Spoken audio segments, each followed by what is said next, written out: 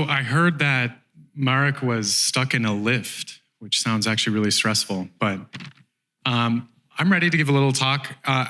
So I see a few people sitting in the stands. I have a question. How many of you have been using various stablecoin apps to pay for everyday goods, coffee, food, taxis, while you've been here?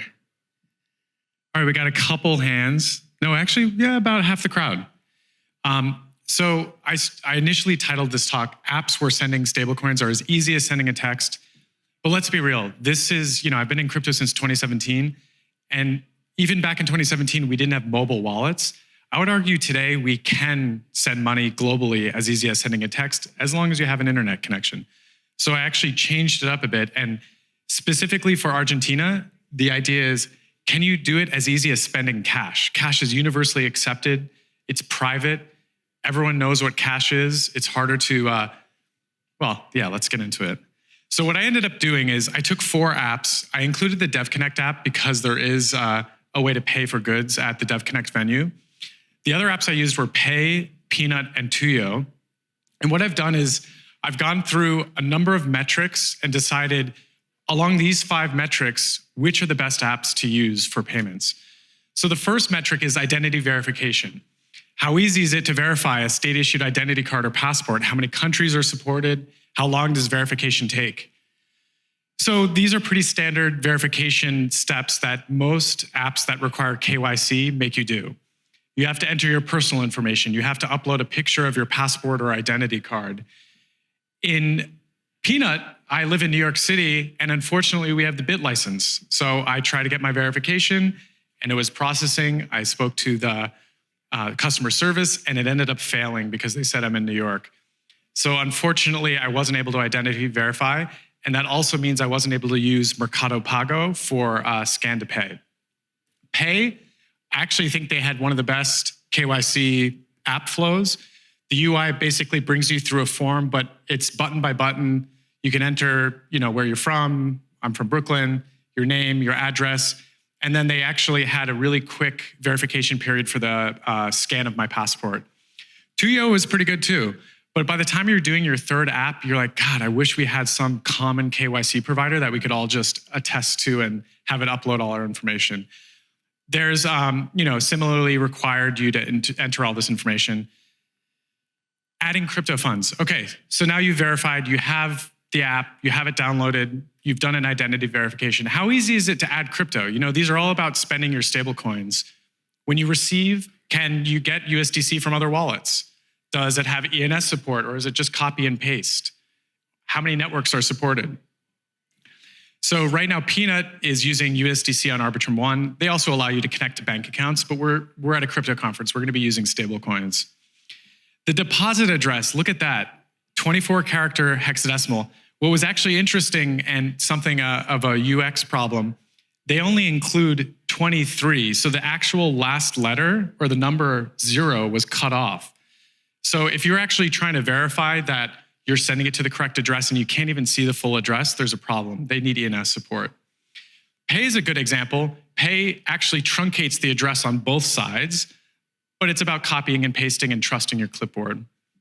Similarly, Tuyo allows you to scan, and then they support more networks. So they support Ethereum, Polygon, Base, Arbitrum. Once again, there's a truncated address, so you still have to trust that you're going to be reading the entire address correctly and that there's no one who's doing a address clipping scam. Privacy. Privacy is big. I'm glad that privacy has become more of an important topic at Devconnect. Do you need to submit sensitive information or data to a card provider? How transparent is the info on the card provider's application? Where's your data being shared? This is all stuff that, usually you sign a privacy policy when you sign up for a credit card. Most people skip it. You just scroll to the end and you say, yes, whatever. Do whatever you want with my data.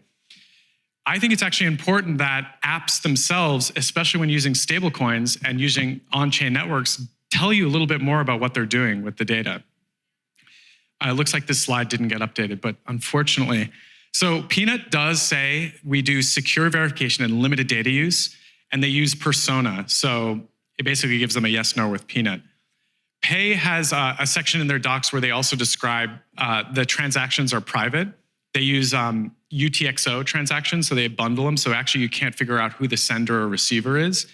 And Tuyo, on their marketing website, they do promise privacy, but there's no docs or no way to actually know what's happening. Finally, contacts. So much of payment is about using regular vendors, but also about sending money to friends. What is the username scheme? Is it easy to send money to someone's phone number? Can you send via a link? So actually, I thought Peanut has a pretty good system, and you can actually send with a one-time payment link, or you can use someone's Peanut name, which is actually a subdomain of peanut.me. So actually go check that out and check that out on Etherscan. You'll be in for a surprise. Pay is interesting. They also do that via link. So you can send a link to someone and then they can receive that link even without the Pay app and pay. And then with Tuyo, you also have to tap to enter an address. And similarly, I think it should support ENS because you may end up having, tap to enter an address, who's gonna actually enter it? They're gonna be copying and pasting. Finally, on-chain native. How are transactions shown? Does it let you access DeFi? So when you have money on one of these payment apps, what can you do with it? How decentralized is the network? Are there open source components? So Peanut is, it's a pretty simple app. It's about sending, it's about buying, it's about receiving. I think they probably will add some more features. But what's interesting is Tuyo actually allows you to enter some of these, they're Euro C markets on Aave and Morpho. And so you can get some of this like 4.05% APY on ETH or on Euros. That's already more than a lot of banks offer. So it is pretty interesting to think about. Many of these apps are trying to become not just an app to use for everyday payments of stablecoins, but also an app that ends up being kind of a personal checking account and savings account. Most people in the world don't have access to yield like this. And even in the United States, you have to think about it through purchasing bonds. Acceptance. So is it only accepted where credit cards are accepted, or can someone receive it with an app? And then specifically for Buenos Aires, can you pay by QR code? I used to live in Brazil, and a lot of people use Pix for payments. And so people aren't even using tap to pay, they're using QR scanning. I didn't end up having images of this because I wanted to test it out in person, but what I ended up finding is the internet at the venue is so poor that there was actually trouble even using my data to use Peanut. What was interesting though about the other apps is that they use Rain or other card providers, which used to be only used for businesses to give their employees sort of like credit spending limits. They actually give you a card, which you can add to Apple Pay and use offline. So I've actually used both Tuyo and Pay at the venue and at other locations. Granted, you end up having higher exchange rates. So one of the final metrics is around the exchange rate and fees. Peanut actually wins in the closest, 10 USD is getting you 14,094 Argentinian pesos. And that's important because in addition to typical credit card fees, there's often FX fees included. And anytime you're using Tuyo, either their built-in credit card or Pay's credit card, vendors themselves are actually losing money and the user themselves is losing money on the FX spread. So in terms of if you're an Argentinian and you actually are thinking about how do I get the closest actual FX spread between US dollars and Argentinian pesos, you're gonna actually be losing a little anytime you're using credit card rails. So here I've done a quick wrap up. There's a minute left.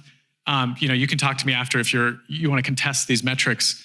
But privacy, contacts, on-chain native acceptance fees. What I ended up doing was deciding who are the winners for all of these. So I went through and for identity verification, I think Pay was the best. It was a simple app setup where you could just go page by page, enter your name, your date, really good design. For adding crypto funds, I think actually Peanut had the best experience. Granted, you have to use USDC on Arbitrum, and they could support more networks in the future and add ENS support. Still the quickest method. For privacy, I was actually really convinced by Pay's UTXO model. You are kind of thinking, do I want all my transactions broadcast to a network? Even if I'm just spending everyday transactions, most people actually want a degree of privacy when it comes to credit card transactions. Finally, contacts. I like the Peanut contact method. They give you a name. You can actually use that name as a subdomain. So check that out on Etherscan. It's kind of cool.